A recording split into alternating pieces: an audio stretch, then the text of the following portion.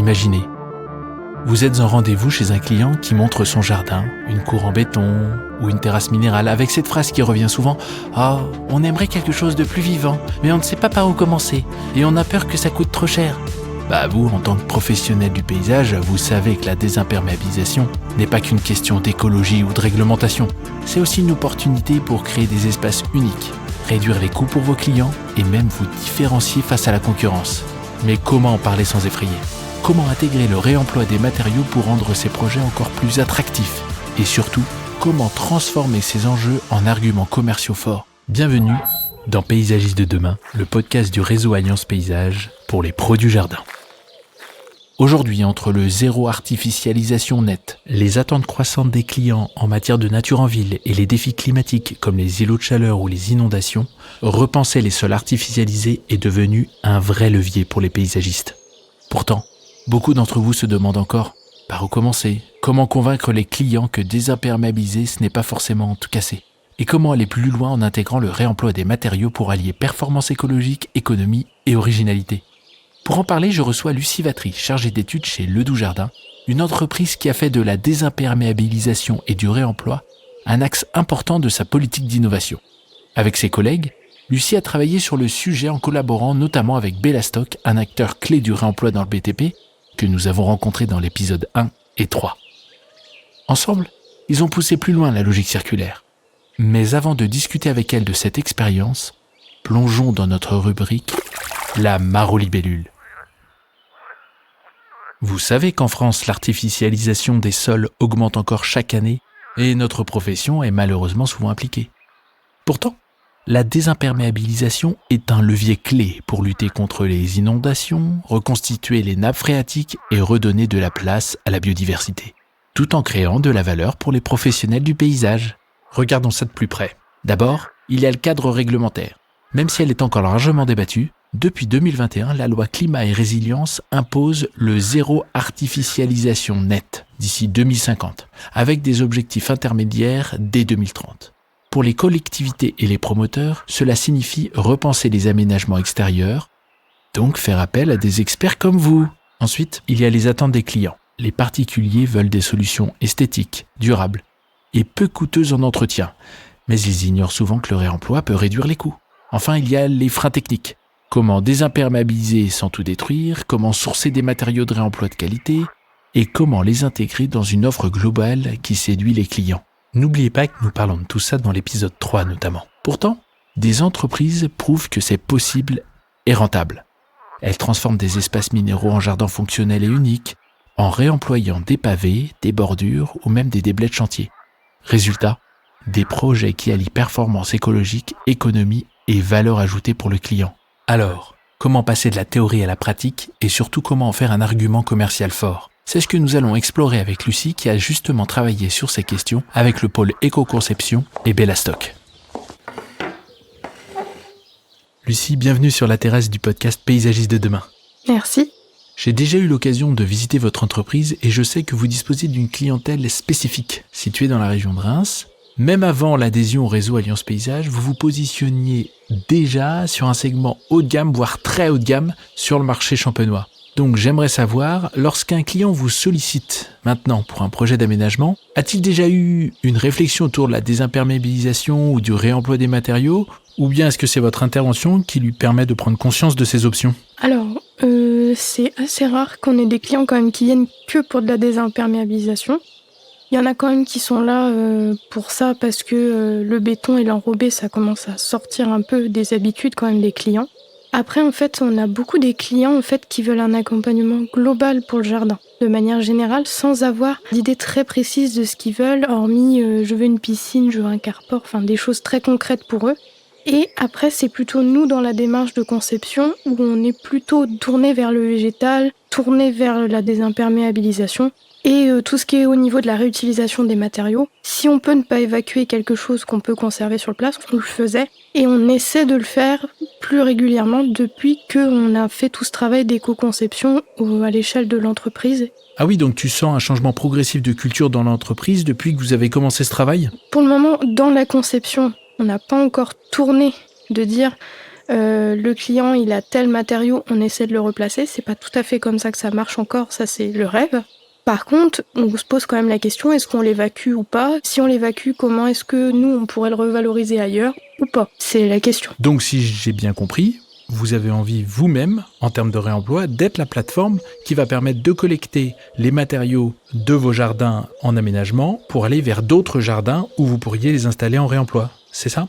Moi, c'est ce que j'aimerais bien qu'on arrive à faire. Après, vu qu'on a cette clientèle qui est particulière, faut aussi avoir le bon message et la bonne communication. Il y a des clients qui vont être totalement convaincus, qui vont nous faire confiance et il n'y a pas de problème là-dessus. Par contre, il y a des clients qui vont avoir l'impression que tu viens recycler leurs propres déchets chez eux. Donc c'est comment tu l'amènes justement au niveau d'une prestation haut de gamme de dire que tu réutilises les déchets de ton chantier. Est-ce que tu as des arguments qui font déjà mouche, qui pèsent dans la décision du client, ou est-ce que tu n'en as pas encore identifié ? Vu que là, on a fait un projet qui était plutôt à l'échelle d'une entreprise, pour le coup, eux, ils sont quand même un peu plus conscients parce qu'ils vont commencer aussi à avoir des réglementations qui vont être comme le public, ce que tu avais évoqué dans un autre podcast. Et du coup, ils ont un petit peu quand même cet esprit de dire, pour que ça fasse de l'émulsion et que les gens aient envie de venir dans leur entreprise, ils commencent à penser vert, à penser réutilisation de matériaux. Enfin, c'est des arguments qui les accrochent parce que c'est des choses sur lesquelles ils vont pouvoir communiquer pour attirer les gens. Après, sur le particulier, c'est quand même en train de changer notre image. Le fait qu'on végétalise beaucoup, qu'on désimperméabilise, que là, on commence à essayer de réutiliser les matériaux. Là, on a des clients qui sont venus nous voir parce qu'ils nous ont dit qu'ils trouvaient qu'on avait cette sensibilité-là. Donc, on est en train d'avoir une image qui est en train de changer aussi auprès de notre clientèle et de pouvoir toucher une nouvelle clientèle. Donc c'est pas facile au début, mais plus le temps va avancer, plus un client va nous faire confiance, ça va en amener un autre, etc. Et c'est une transition qui va se faire petit à petit. On change pas la mentalité des gens comme ça d'un coup. Merci beaucoup Lucie pour ce partage, parce que là, il me semble que l'on touche un point très important. Tu es en train de nous dire qu'en fait, le marché est peut-être prêt, que c'est vos clients habituels qui ne le sont peut-être pas. Et qu'à partir du moment où vous commencez à faire des prestations plus écologiques, en tout cas moins impactantes et que ça se sait, vous avez des nouveaux clients, un nouveau type de client qui arrive. Et pourquoi c'est si important, et il me semble que nos auditeurs doivent l'entendre, c'est que les paysagistes, la plupart du temps, quand on leur dit « faut peut-être travailler autrement, faut changer de braquet », ils n'ont qu'une peur, c'est de perdre leurs clients. Et donc d'un point de vue marketing, d'un point de vue communication, commerce, c'est la prescription, le bouche à oreille qui va être de nouveau et encore très important. Du coup, ce fameux client qui nous a contactés dans une démarche plutôt naturelle, où voilà, on fait de la prairie fleurie, on va mettre des tas de bûches pour les insectes, on va faire plein de choses. Et en fait, on a fait un hybride entre les jardins qu'on fait d'habitude et le nouveau type de jardin sur lequel on veut aller. C'est top ça, parce que ça veut dire que vos équipes vont découvrir concrètement les différences, la logique de la nouvelle approche. C'est vraiment pertinent. C'est une forme d'accompagnement au changement très pratico-pratique qui va permettre de faire évoluer les esprits. Je me demandais aussi, côté économique, sur les projets où vous avez fait du réemploi, qu'est-ce que cela signifie ? Est-ce que c'est un impact plutôt négatif, positif ? Ou où est-ce que vous en êtes en fait par rapport à ça ? Alors, on a fait 2 chantiers, pour te donner un exemple, de réemploi de pavés. Différents, mais avec plus ou moins la même méthode de pose. Et donc on a déposé le pavé qui était existant, on l'a réutilisé, c'est pas du pavé qu'on est allé acheter pour poser. Donc du coup tu perds ta marge sur ton pavé, forcément. Mais du coup tu vends plus de main d'œuvre. C'est différent, tu vends pas la fourniture, tu vends que de la main d'œuvre. Faut que ton estimation elle soit correcte quoi. Je trouve ça très intéressant d'avoir ton point de vue, Lucie, vu que c'est toi qui fais déjà le premier chiffrage des projets, avec l'aide de Cyril Ledoux, le dirigeant, mais c'est toi qui fais le chiffrage. Et donc, je me demandais, est-ce qu'on est sur des tarifs équivalents du coup ou pas ? Je pense que t'es équivalent à du neuf parce que du coup tu démontes, donc tu dois compter ton démontage dans ton prix. Tu peux pas démonter, tu veux pas ramener un brise-roche hydraulique et tu pètes tout.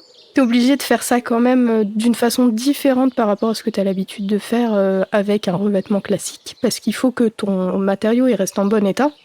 T'es quasiment au même prix que si tu fais du neuf. Peut-être un peu moins cher quand même, parce que tu n'as pas tous ces frais de décharge et d'évacuation, de retraitement de tes déchets. Donc t'as un impact en termes de finances et t'as aussi un impact en termes de pollution au niveau de tes trajets, quoi. Pour revenir au commercial, si j'ai bien compris, c'est plutôt les gens qui viennent à vous pour ces questions, et c'est pas tellement encore un argument. C'est pas encore un argument. Un jour, c'est quelque chose qui arrivera. Donc, le parti pris, c'est est-ce qu'on attend que ça nous tombe dessus ou est-ce qu'on commence à anticiper et à trouver des solutions? Nous, on a dit, on veut plus faire d'enrobé, on veut plus faire de béton. Tu peux pas juste dire ça, il faut que tu proposes des alternatives. Et on est parti que sur des alternatives finalement qui étaient drainantes, que mis tout bout à bout, ça va mener à être un argument parce que ça va faire des années que tu vas faire ça par rapport aux autres entreprises qui vont en fait subir la nouvelle législation, les nouvelles normes, les nouvelles lois, etc.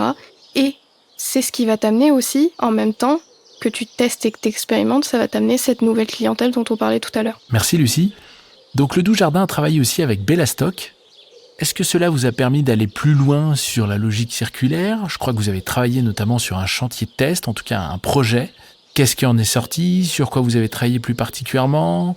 Alors, on a travaillé un peu à l'envers parce que il y a eu beaucoup de changements au niveau du projet qu'on faisait en éco-conception à la base. Et en fait, on est plutôt parti de ce que eux font. Et elle m'a montré plein d'exemples, plutôt du coup sur le retraitement des surfaces minérales. On est plutôt parti sur cette base-là. Donc tout ce qui était revêtement béton, revêtement en enrobé, revêtement en pavé, en dallage.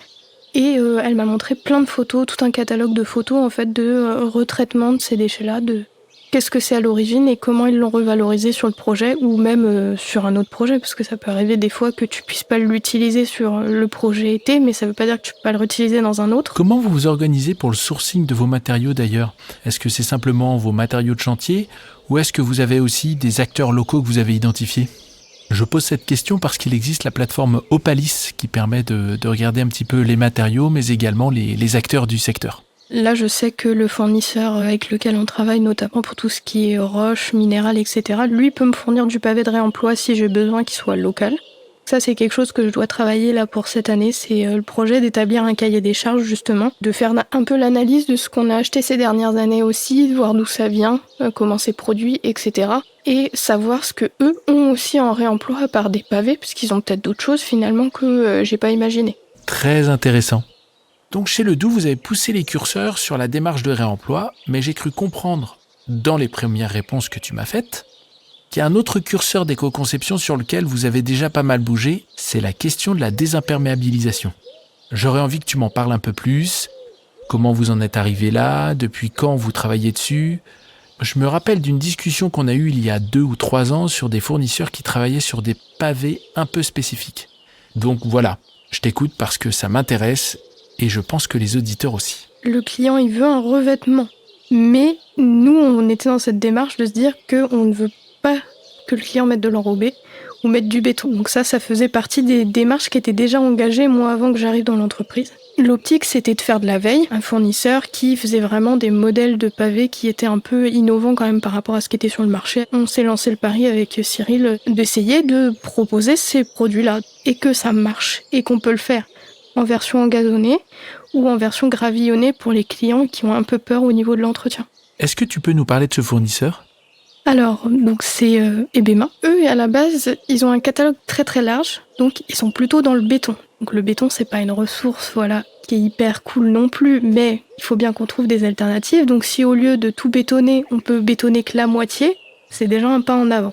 Quand il m'a proposé cette gamme-là, Ebema a aussi rencontré le réseau. Ils font des pavés donc avec joints sable et ils mettent du sable noir pour limiter la pousse des adventices dans les joints, par exemple.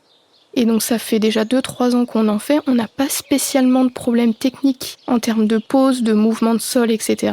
Si on suit les recommandations que eux ont et l'expérience que le fournisseur a, ça se passe très très bien. Génial. Allez Lucie, maintenant je t'emmène dans la cabane du jardinier, notre rubrique pratico-pratique. Et comme dans les autres épisodes, qu'est-ce que tu dirais aux paysagistes qui veulent se lancer dans la désimperméabilisation ? Le plus important, c'est d'avoir le premier chantier. Donc je pense que c'est déjà partir dans cette idée de démarche, de dire qu'on ne fait plus certains types de revêtements. Proposer toujours avoir ce rôle de conseil auprès du client. Et pour le réemploi ? L'image est quand même très marquante. Les gens s'imaginent qu'on réutilise des déchets. Donc le mot déchet est très fort. Qu'en termes de communication, il y a plein de choses qu'il faut qu'on travaille.